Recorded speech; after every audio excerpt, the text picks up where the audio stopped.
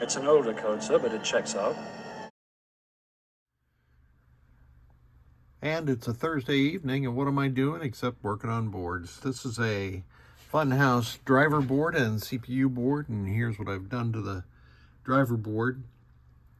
The board presented without any 12 volts, no reason other than this capacitor that used to be there spewed its guts out on it and destroyed the traces.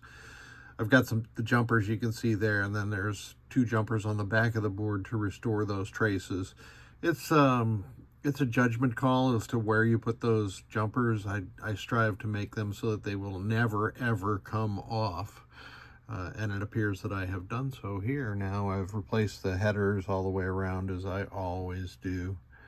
Well, unless the headers are pristine. And I added this 1N5401 blocking diode that prevents capacitor C11 from getting damaged if you connect things up wrong. And of course C5. Over on the CPU side, this client is running level 9 of the Funhouse ROM set. We've installed NVRAM, a 4.27 DC volt watchdog, this capacitor, which filters the 5 volts coming in, and the J210 header. And we are in the middle of switch test. So I'm going to go across the diagonal of the switch matrix in reverse order. And this proves that all the switches in the switch matrix are working. I got to pick up row 1, and there you go. Funhouse does not use column 8. Here are some coin door switches. Outstanding, everything's working well there. This is a dumbass designed, let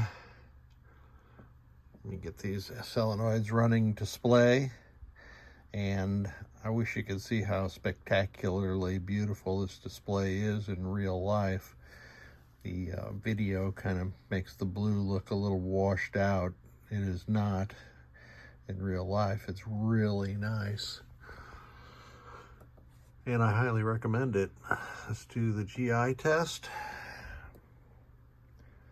After doing 3,000 of these, ooh, Funhouse really goes through that GI quick.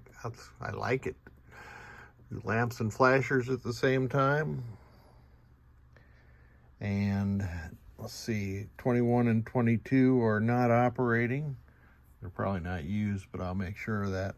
I did replace, or I took the on stilts tip 102 off its stilts. I've seen this before. It's really, I mean, it looks kind of janky, but it's a valid repair technique when you can't clear the solder holes.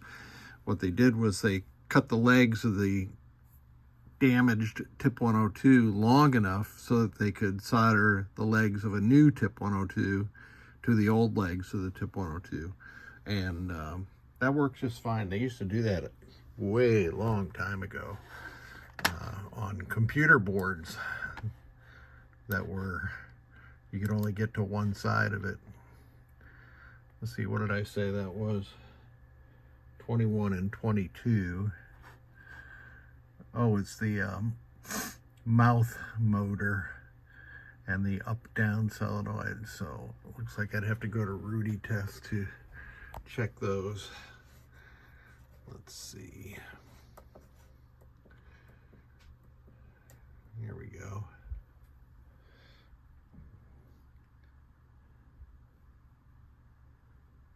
There's one. What did I say that was? Up, down driver and the mouth motor.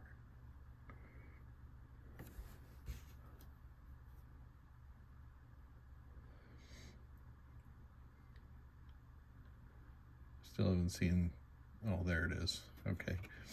The way those motors work is there's a drive signal to turn the motor on, and then the other transistor is used to define the direction that the motor will drive.